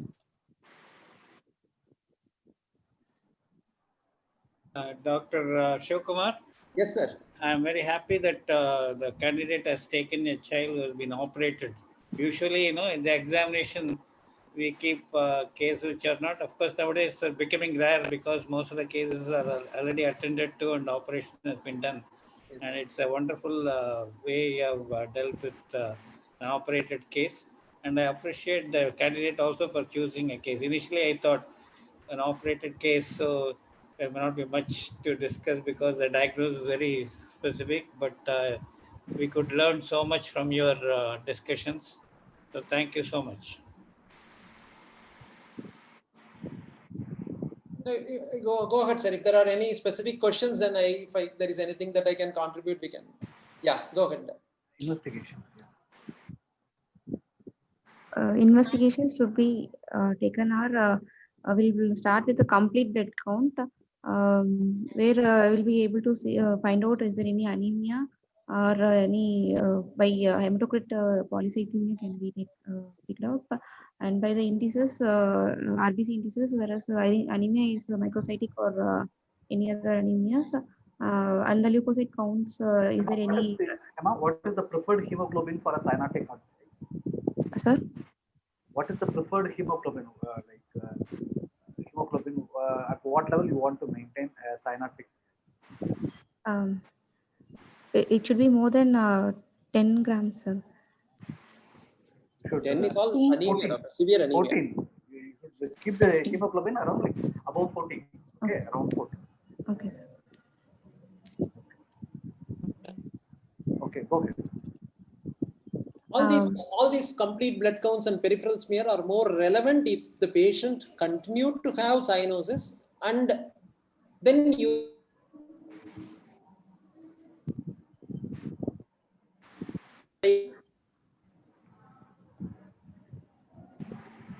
Hello. Hello. optimize everything. Dr. Sendil, obviously, the more and more the patient is cyanosed, the more and more should be the proportion of polycythemia as a and the hemoglobin of 14. In fact, it should be 16, 17, 18. It should be higher and higher. Then we are happy about it. So in an unoperated congenital heart disease, complete blood counts has got a lot of value. Peripheral smear for asplenia syndrome, you may find out oval jolly bodies. You can find out relative iron deficiency features. Yeah, go ahead, doctor. And chest X-ray is chest X-ray. Is there any abnormality with the shape of the heart, and lung fields can be seen. And In your PowerPoint, do you have the X-ray of this patient, or Emma, do you have the X-ray of the patient? no, sir. okay? No, neither the X-ray nor the ECG. No, sir. Okay, if it is not there, then we will be talking a lot of theory, and it is actually it's a good idea to have an ECG there on the screen, because we can point out how to identify right ventricular hypertrophy, how to identify axis deviation by looking at the ECG, rather than if I start telling you over this video, it doesn't it's not extremely impressive.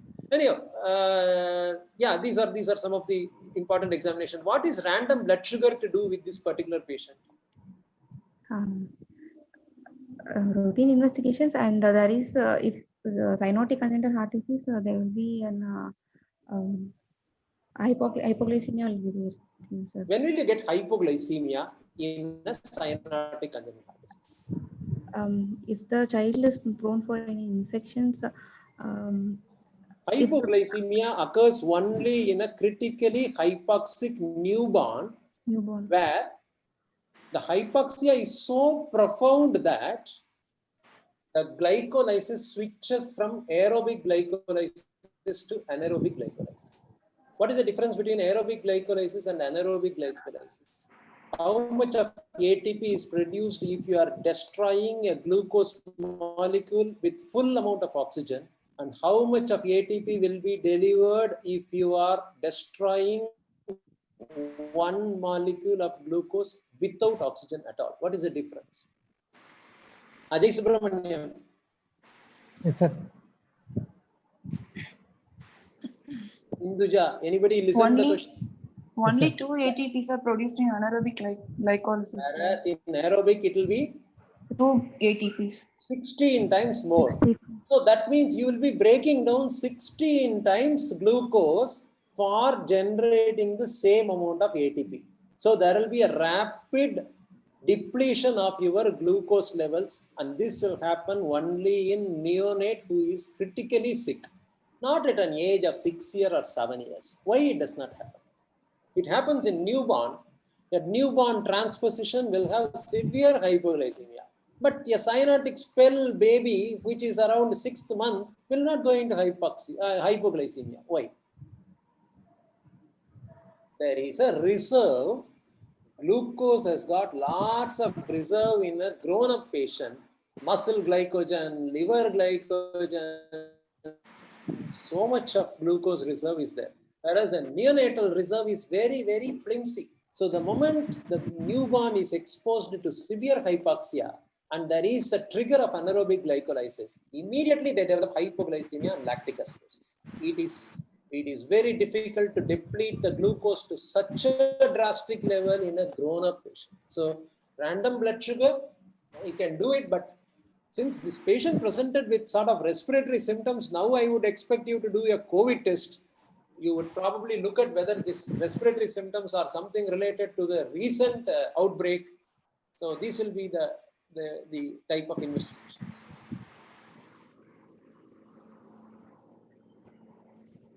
You can tell us what was the in case if you know about the patient's corrective surgery, what was done, what surgery was done finally? Anybody knows about this patient?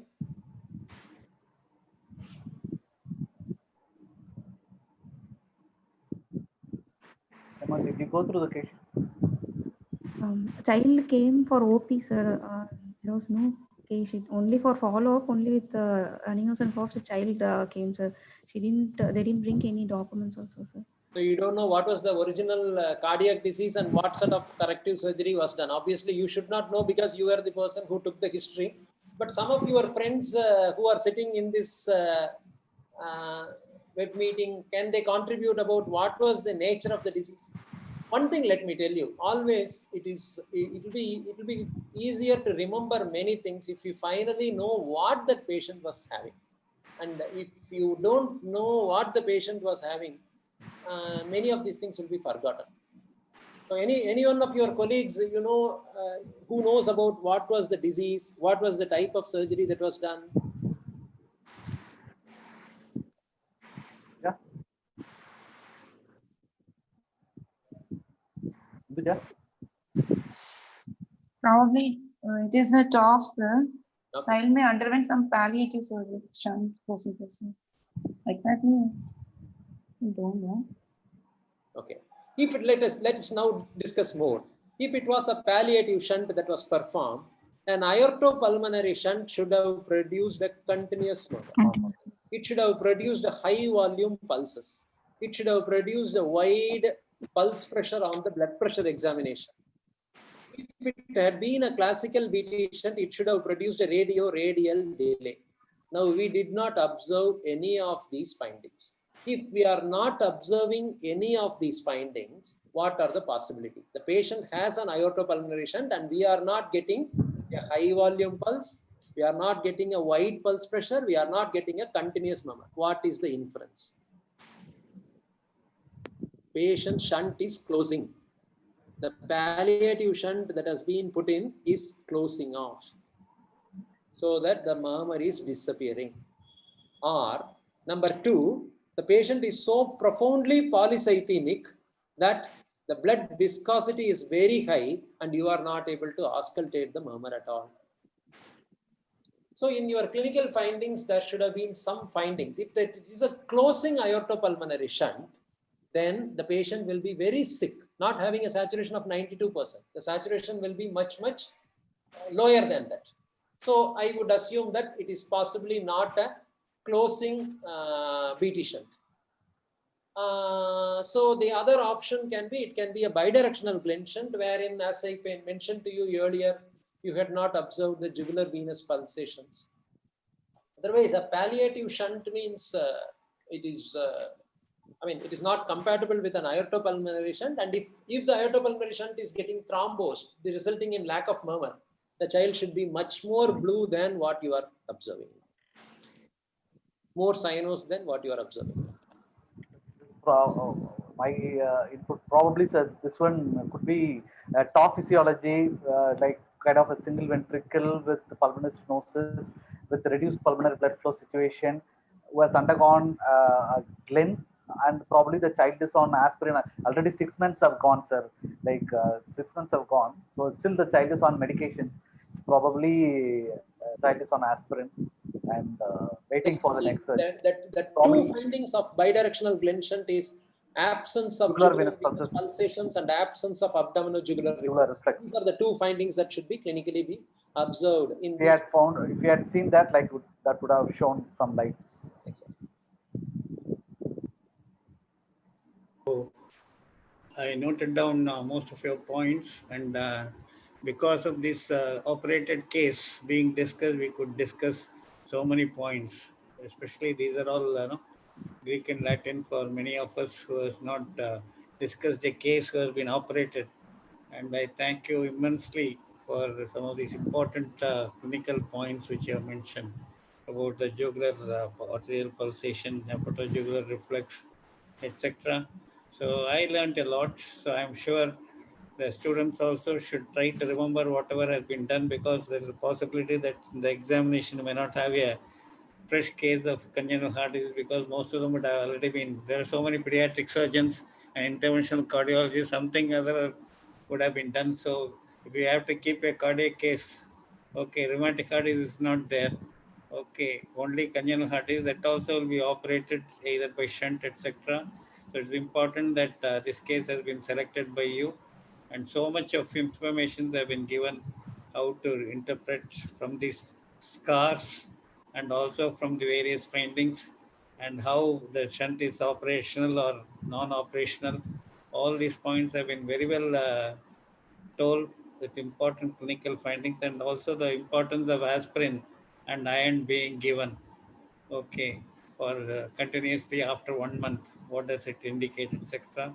So thank you very much, Shivakumar. I learned a lot. I am sure I wish all the postgraduates try to analyze all the questions and write down the answer before they forget it, because it will not be given in books unless you do. You have to do at least 3 months of reading for understanding the whole aspect. But he has summarized it so well, and it's important that you try to retain it and write it down, so that you'll be able to, because you never know, you may have an operated case and people like Shivakumar may come and ask questions, especially for we want a gold medal, etc. So you must be able to. Passing is no problem, okay, only 50% mark, but knowing a subject thoroughly